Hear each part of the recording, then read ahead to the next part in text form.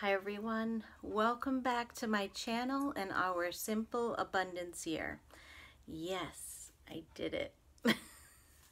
I've been telling you guys that I was going to ignore Christmas, and what did I do? I went out and got a little tree. I haven't decorated it officially yet. It has the lights already on it. But this is our journey through Sarah Von Braunick's book, Simple Abundance. And she does encourage us to embrace the joys of each month, each season, holidays. And I did share with you guys that deep down, I do love Christmas, even though it's sometimes emotional for me. Often emotional, I should say. And on that note, today's video is going to be very personal and emotional. I'll just set the stage right now. I have bared some things to you guys in the past, but I think this one is going to go deeper than I've ever gone. And I'm actually at a good place where I can share some of these things now. And it's perfectly timed because if you're following along in the book, today is November 22nd, 2020, and Sarah calls this entry Weather Report. And I'm going to read a lot of her words because they inspired me to come on and share that I have a lot of the same struggles and feelings that Sarah has gone through. And today's my first day off in, I think it's like 2 weeks, and I am treating myself to a personal Sabbath.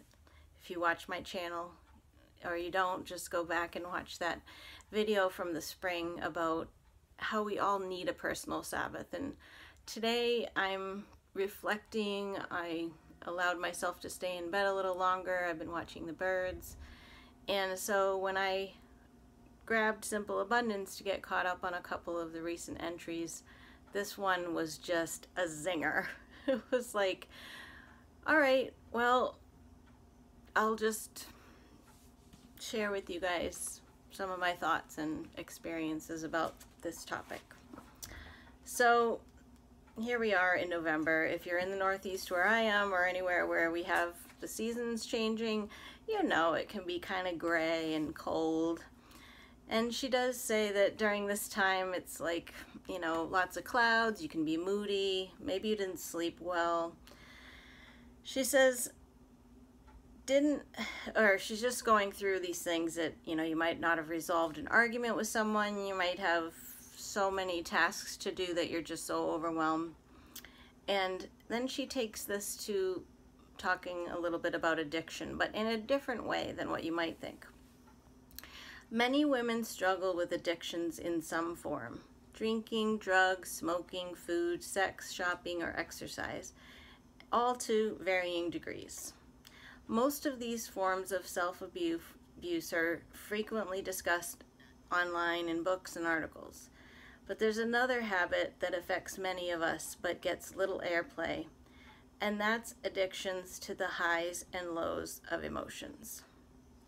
What do you think about that? You know the term drama queen. Do you think some people in your life, or maybe even yourself, could be addicted to the highs and lows? That's not the thing that I can relate to, because I wouldn't say I'm addicted to that, but I do experience the highs and lows.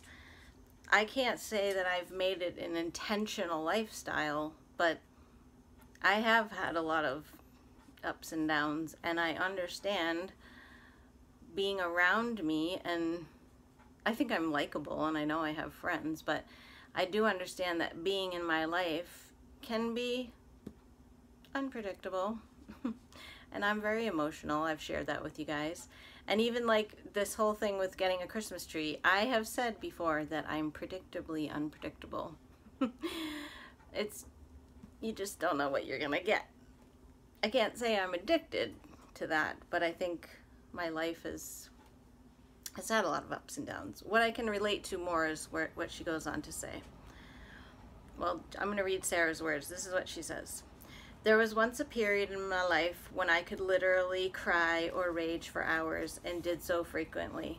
I was an emotional drunk, binging on self-abuse with tears and tantrums until I was exhausted, unable to be a loving partner or a productive writer. Emotional binges aren't just a matter of temperament. They can spell termination for relationships, careers, and dreams.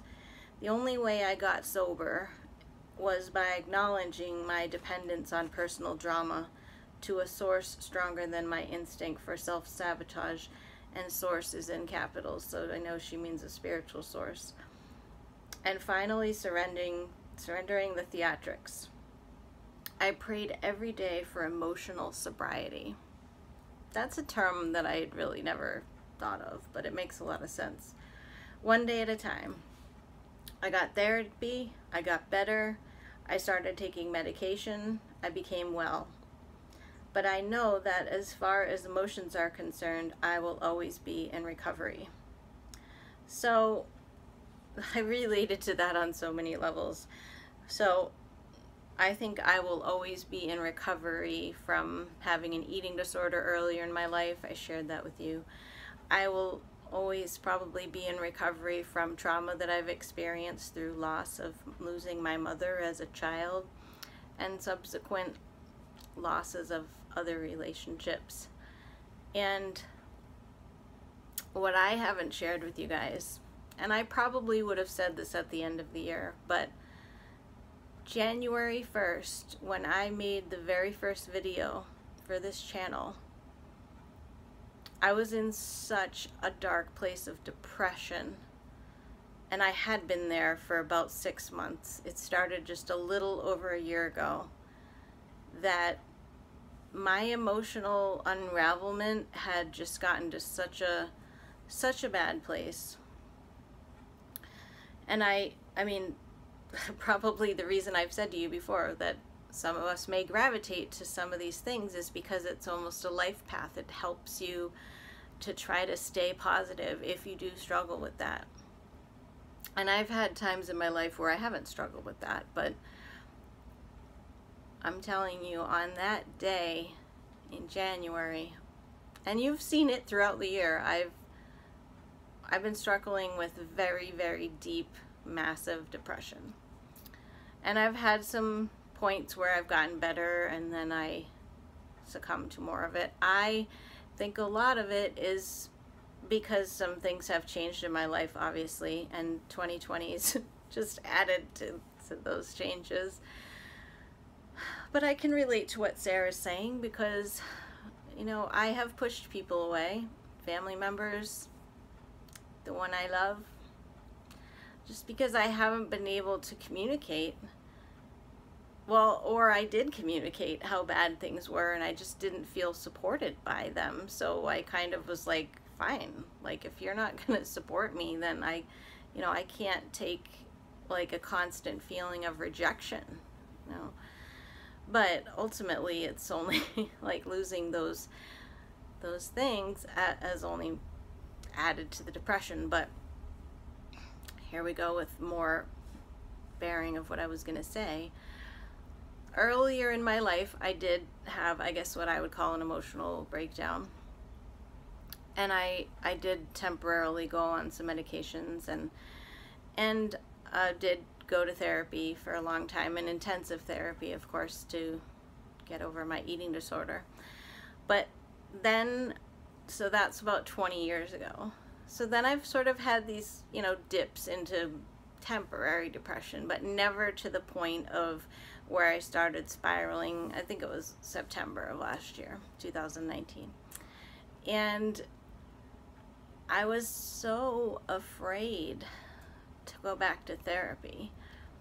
I had tried to go to therapy one time about 15 years ago. I went once, and I felt like the therapist was so overwhelmed by everything that I was unloading, because I have a lot of issues. I've had a lot of experiences, and I never went back because I just thought, this person is just so freaked out by all these things that I have in my life. And so I was so afraid to go back to therapy. But I did finally have the courage to do that earlier this year. And it's taken a lot of hard work, and I will probably continue to be in therapy for quite a while now, because when I'm really honest with you guys, there have been many times in this last year where I have not wanted to live any longer. I have shared that with my therapist and people in my life, and I would not harm myself to the point of ending my life, but it doesn't mean that I haven't been pretty consumed with just hoping that somebody would hit me and I'd just die in a car crash, or just because I've been very unhappy. And so going to therapy was the first step, and I didn't want to go on medication again either, because I remembered back 20 years ago that the whole process of going on medication was complicated, and there were a lot of trials and fails, and so I didn't want to do that. But with the help of my doctor and my therapist over the past 6 months, I feel like we've finally, and it's really only this month actually, because now I have a combination of two things, and we did have to try a couple of things, but I finally feel like I'm not having those feelings anymore that I want to die, which is a huge step. And I'm not saying that I'll never have them again, but I'm able to even talk about it here. And this is like, I can't believe I'm sharing this out with the world, but I'm sure I'm not alone. I know that in my worst times I was Googling, I want to die and things like that. And this is not to make a statement about therapy or medicine, but I am really grateful that I did have the courage to do both of those things. And I'm not feeling like I won't be able to get to a point where maybe I won't be dependent on either of those things again. But for now, I'm grateful to wake up and not be crying all day. Because I did say to you guys, even recently, the amount of crying that I've done, it's just like, you wouldn't even believe somebody had that many tears.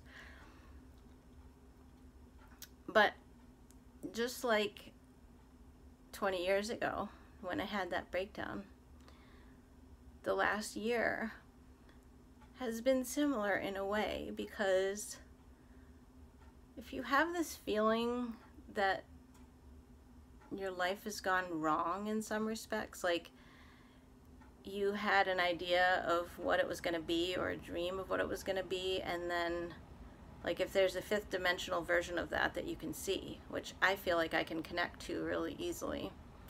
So if I have a fifth dimensional view of what my best life would be, and then the 3D, present state is so far from that, then that is going to contribute to depression.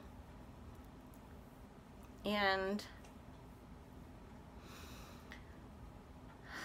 I'm working on radical acceptance is one of the things that I'm working on in therapy, where it's like, I'm not really loving the space that I'm in right now, but it's coming up with the thoughts to replace the fact that you might hate your circumstances, but that you can see some things, or you can at least rationalize why you made the decision. Like we talked about money in the last video, so that was a huge part of why I made the decision to move. And so my life is ultimately probably going to be positively impacted, even if right now I'm not loving the fact that I really feel like I lost my home in a lot of ways. But getting a Christmas tree and trying to bring in things to my home, like we talked about earlier in May when we had all those videos about home, I have been sitting down and thinking about, you know, what does it mean? What do I want to see? What do I want to smell? What do I want to hear? What kind of textures do I want to feel? And maybe I'm not going to get there emotionally because I just don't know if this place will ever really feel emotionally like home, but I'm trying, at least with my senses, my other senses, to make it a little more comfortable in that respect.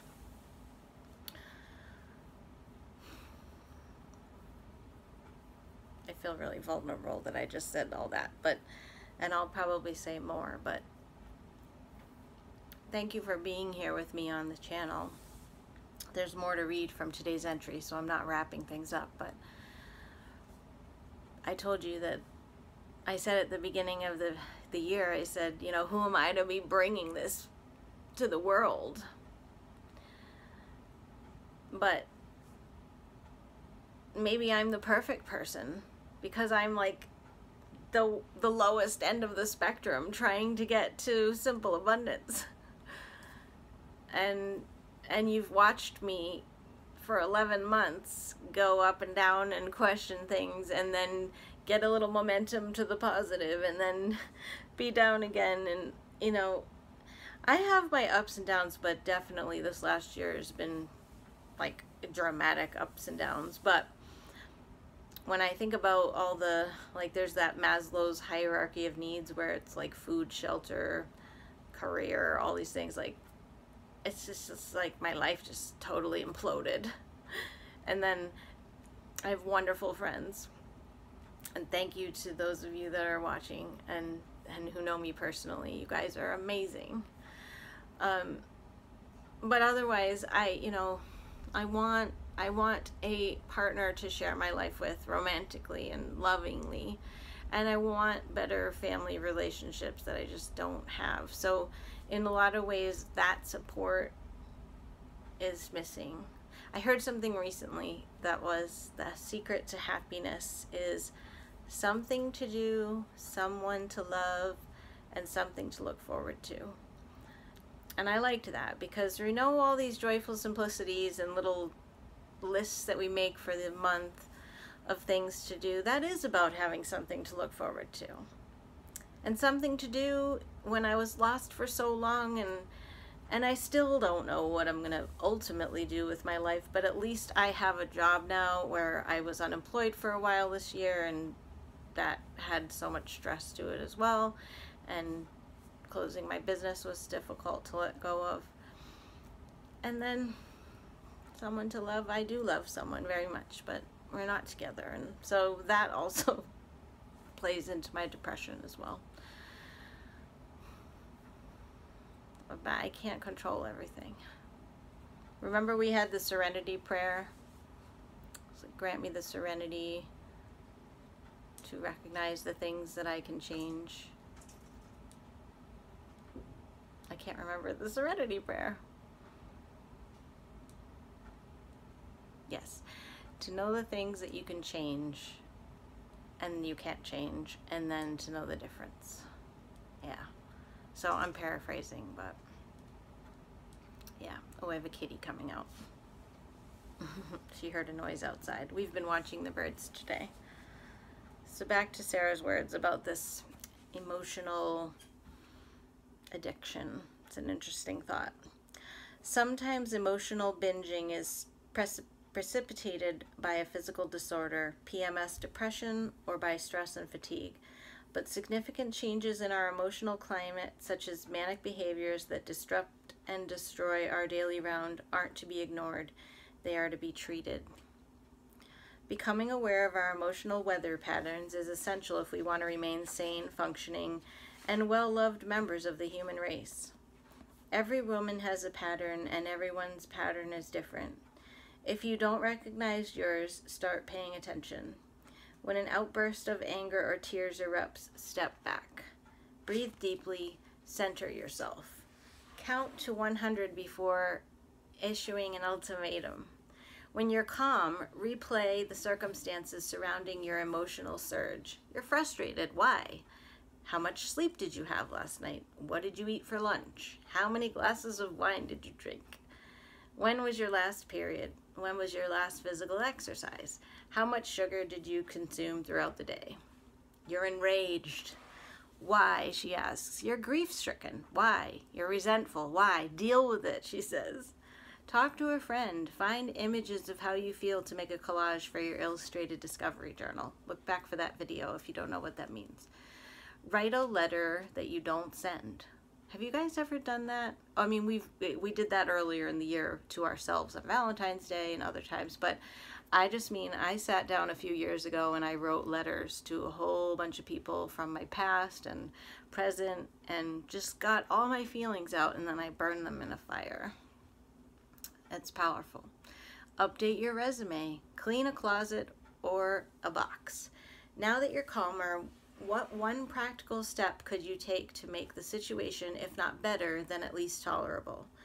Yes, there must be one thing you can do, so do it. I think I've told you before about how I have a list of things that I can turn a really bad day around with. I mean, if I'm in a real emotional state, they don't even help me. And look back for the video about the comfort drawer as well. If you have a comfort drawer, that might help you too. Unfortunately, emotional drunks do not overindulge with the positive emotions of gratitude, forgiveness, empathy, admiration, and wonder. But we do recover our authenticity and our equilibrium with joy. Cultivate happiness. Hone your sense of humor. It's the most irresistible asset any of us can possess. Smile, especially if you don't feel like it. Oh, have you ever tried to smile when you're crying? You know, they do say that when you smile that it can actually affect your brain in a good way. The truth is that we can overhaul our surroundings, renovate our environment, talk a new game, join a new club far more easily than we can change the way we behave emotionally. It's easier to change behavior than feelings about that behavior. That's interesting. That was said by the Pulitzer Prize winning journalist Ellen Goodman. No behavior can be changed before it's acknowledged, and no addiction is beyond the reach of love. And that's love in capital letters. So again, that would be, we talked recently about having a spiritual connection with a God source or spirit of some kind. Maybe you need the help of spirit or whatever you feel a spiritual connection with to overcome some of these addictions. Have you ever thought about being an emotional drunk? I never have, but I kind of feel like I have been. Not intentionally and not you know, on a high from the addiction to it, but just because of the way life has been. But I am making a solid path to recovery, and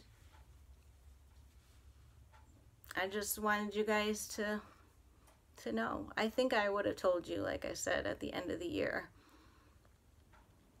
where I was on January 1st when I made that video. It was an affirmation for life, though. This whole project has been keeping me going.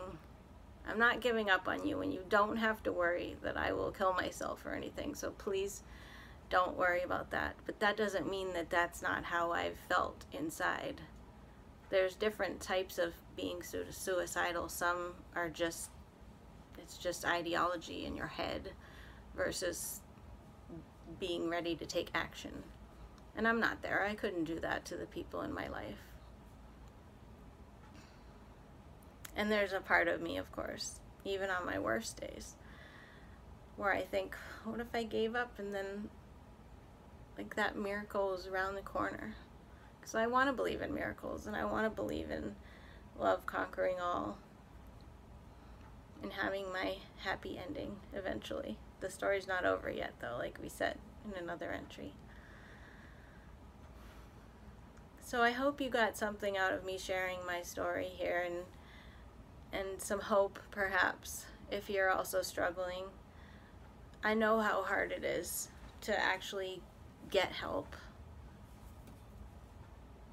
and actually be ready to discuss your issues and maybe some demons from your past or thoughts that you have. But I do feel like, and even 20 years ago when I had a lot of therapy, I do feel like with the right therapist that you can actually really tackle some things and have professional help to do that self-reflection. Like, I do a ton of it on my own, but it's different when you say something and then a professional asks you some questions and it's maybe a way that you had never thought about it before. And there's an accountability factor as well. Just like with this channel and following it through and seeing it through to the end of 2020, it's the same way with therapy. And if I have something I have said I'm going to do or work on or a journal exercise, then it's just another thing to keep me on track. So I'm happy to say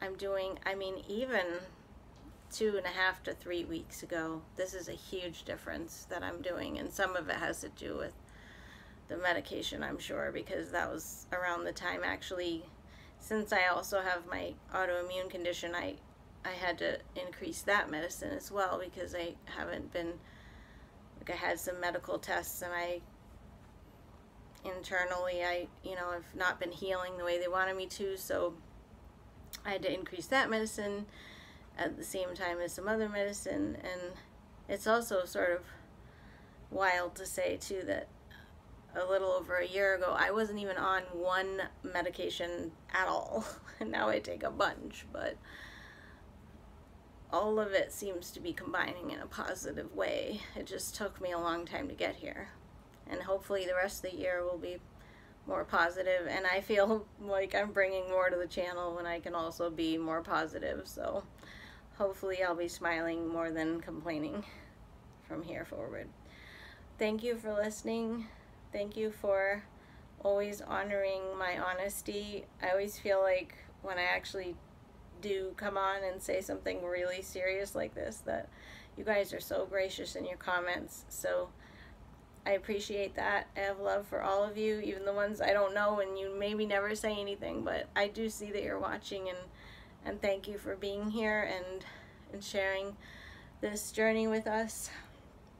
Can't believe it's really only a little more than a month to go on it, but we've almost made it, and I appreciate you being there. Thank you so much, and I will see you on the next video.